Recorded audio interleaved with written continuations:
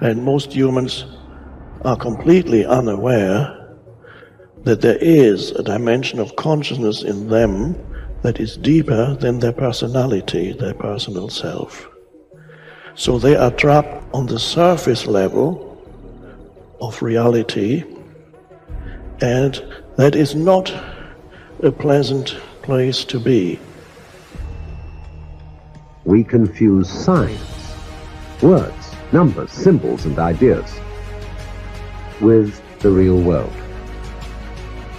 Most of us would have rather money than tangible wealth, and a great occasion is somehow spoiled for us unless photographed.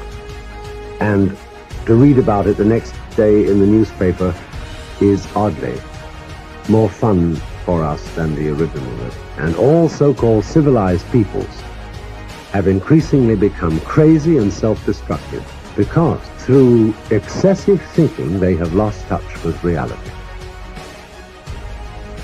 Reality is the part of you that is eternal. And when you live there, you abide in an absence of fear. And you begin to know that life itself is a sublime experience. And there are no accidents in it at all. And that intelligence, whatever you want to call it, flows through each and every one of us.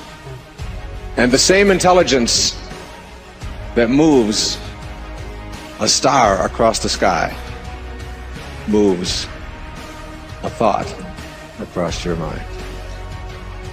We all must deal with that dark side of our nature, the positive side of our nature. And it isn't that it ever gets done or finished, but that we should suppress those things that would cause us trouble, not only within ourselves, but cause us trouble with someone else. It's a never-ending challenge, but to still always be who you are. But who we are is, you might describe it as dual nature. And the key to life is to become the most of the good in you and the least of the bad. Because you've got to make a move which will put yourself out of your own control into the control of a better. If you don't believe in the Christian kind of a God, you can believe in the Hindu kind of a God, who is your inner self, the real self, the spirit, which is substantially identical with God.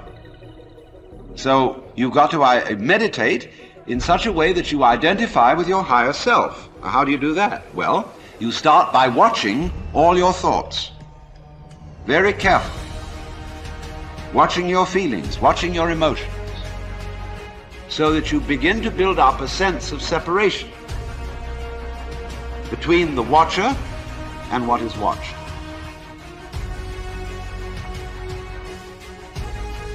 You cannot change conditions or circumstance. You don't have to let them control you. We can't control what's going on outside, but we can control what's going on inside. Unfortunately, I don't think many of us have been raised to really understand that. And it's a lack of understanding that's causing all our problems. We are the only creature on the planet that's totally disoriented in our environment. All the little squirrels, the birds, all the animals are completely at home in their environment. They blend in. You and I are totally disoriented in our environment. We've been given the mental faculties to create our own environment. However, we go right through school and we've never learned that. We have higher faculties, and the average person has no knowledge of how to operate with them. We have perception, the will, reason, imagination, memory, and intuition. Those mental faculties, they're not just words.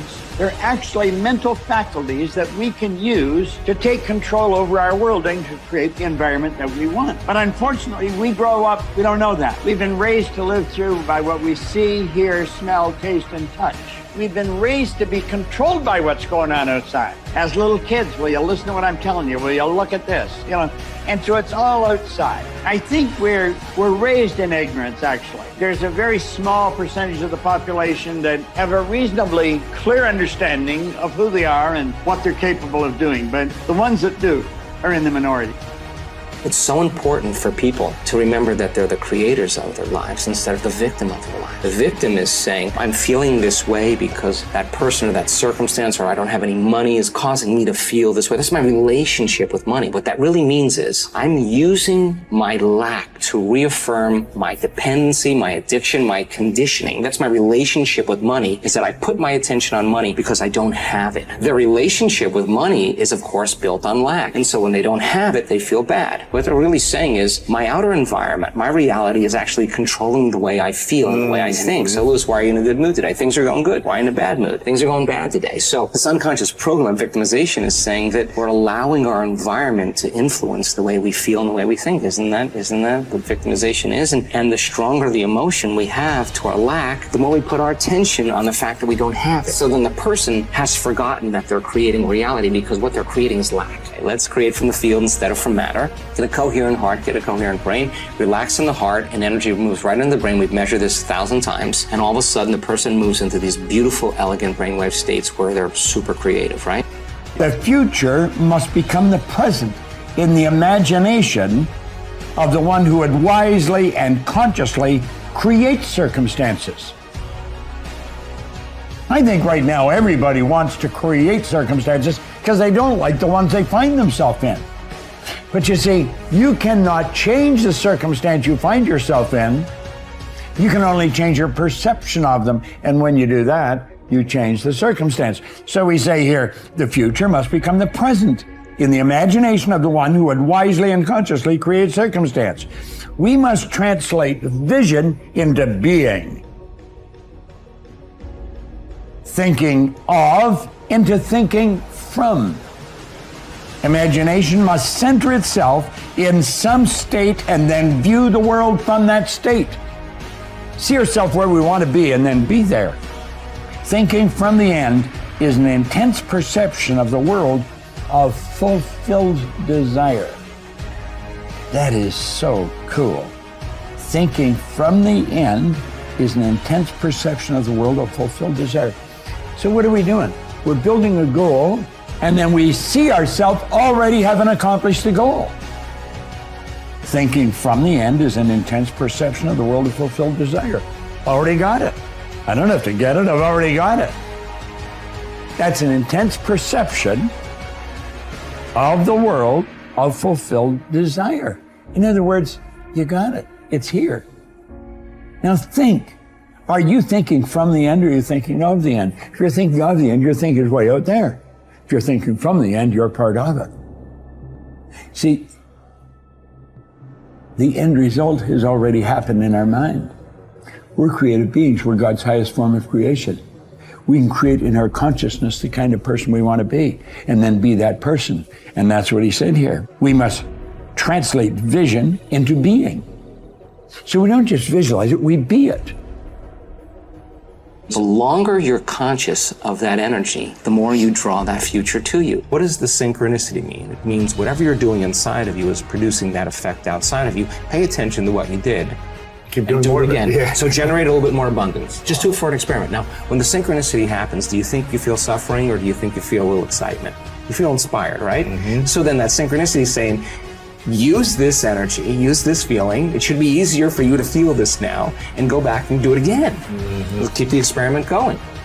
Then here comes the promotion, here comes the email, here comes the person you meet at the right time, yes. Right? Well, we have something happening here, and then that becomes the momentum, right?